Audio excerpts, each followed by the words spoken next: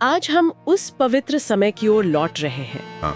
जब अयोध्या के राजकुमारों ने, राम, लक्ष्मण, भरत और शत्रुघ्न जी ने वो राजसी ठाठ बाट छोड़कर ज्ञान के पहले आश्रम में कदम रखा। हाँ, महर्षि वशिष्ठ जी का गुरुकुल। हाँ बिल्कुल, वो गुरुकुल जहाँ वैभव नहीं था पर वेदों का ज्ञान था, तपस्या की सुगंध थी।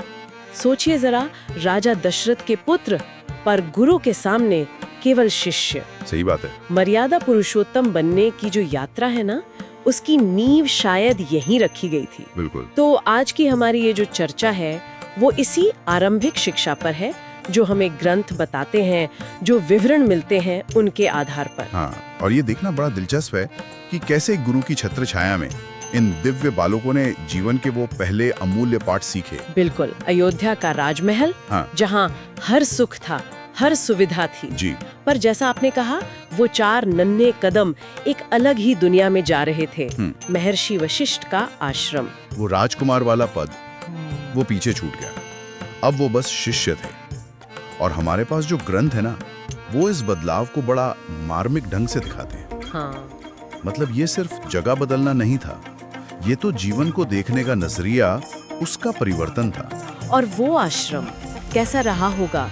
स्रोत बताते हैं कि वहाँ सोना, चांदी या सेवक ऐसा कुछ नहीं। नहीं, बिल्कुल नहीं। मिट्टी थी, पेड़ पौधे थे, गौशाला थी, और थे गुरु वशिष्ठ जी, जिनकी आंखों में जैसे ज्ञान का सागर और हृदय में वात्सल्य। कहते हैं ना, गुरुवर शब्दों से कम अपने आचरण से, अपनी मौन दृष्टि से ज्यादा सिखाते थे। उनकी उपस्थिति ही अपने आप में एक पाठ थी। क्या स्रोत इस पर कुछ और बताते हैं? हाँ, बिल्कुल। स्रोत इस बात पे बहुत जोर देते हैं कि आश्रम का जो माहौल था वही पहली शिक्षा थी। अच्छा। पहला नियम था ब्रह्म मुहूर्त में जागना। अब ये सिर्फ जल्दी उठना नहीं था, जैसा ग्रंथ समझाते हैं, ये असल में स्वयं पर अनुशासन, अपनी इंद्रियों पर विजय पाने का पहला कदम था। स्वयं पर विजय। हाँ, ये सिर्फ शास्त्र रटना नहीं था, ये जीवन जीने की कला सीखना था। जी बिल्कुल।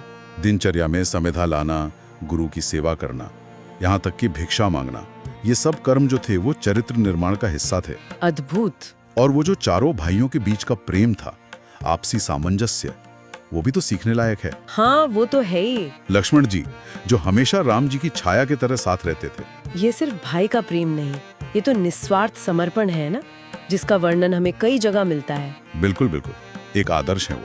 और भरत जी की वो गंभीरता, वो विनम्रता, शत्रुघ्न जी का शांत रहकर भी सब समझ लेना, और प्रभु राम, उनके मुख पर तो जैसे एक नैसर्गिक ज्ञान का प्रकाश था। सही कहा आपने। और स्रोत ये भी बताते हैं कि गुरु वशिष्ठ जी ने भी इस दिव्यता को पहचाना था।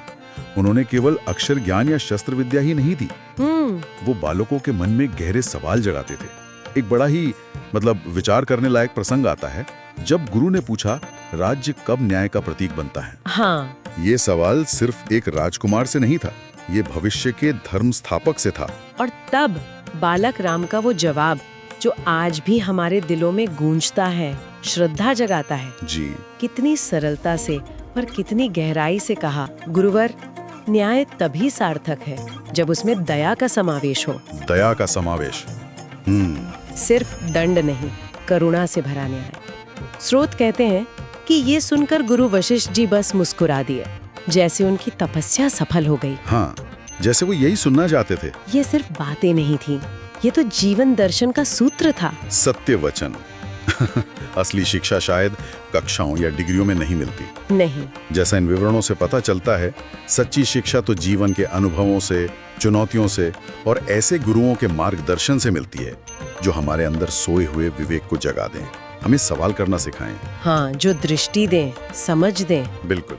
ये विवरण हमें ये सोचने पे मजबूर करते हैं कि गुरु सिर्फ एक व्यक्ति का नाम नहीं है, गुरु तो एक तत्व है, एक प्रकाश है। सही है। कभी कोई मुश्किल वक्त, कभी किसी की निस्वार्थ सेवा, कभी प्रकृति का कोई नजारा, या किसी की बस वो शांत उपस्थिति भी हमें जीवन का सबसे बड़ा पाठ पढ़ा जाती है। तो आज का चिंतन बिंदु शायद यही है कि क्या हमारे जीवन में ऐसा कोई गुरु है या रहा है? कोई ऐसी शिक्षा जो किसी किताब में नहीं मिली, जो बिना कहे बिना सिखाए बस अनुभव से या किसी की कृपा दृष्टि से हमें मिल गई हो। हाँ, किसी की वो शांत उपस्थिति या किसी का वो निस्वार्थ काम। जी। और एक सवाल अपने अंदर भी झांकने के लिए है, क्या मैं अपने व्यवहार से, अपने कर्मों से किसी और के जीवन में गुरु की वो शीतल छाया, वो प्रेरणा बन सकती हूँ? बड़ा गहरा प्रश्न है। शिक्षा वही सार्थक है जो मन को निर्मल बनाए। गुरु वही सच्चा है जो मौन में भी राह दिखाएं। वाह। इसी श्रद्धा भाव के साथ अगली चर्चा तक विदा लेते हैं। सीखते रहें, अनुभव करते रहें, क्योंकि ये दिव्य कथाएं सिर्फ सुनने के लिए नहीं है। हाँ, जीवन में उतारने के लिए हैं। जी बिल्कुल।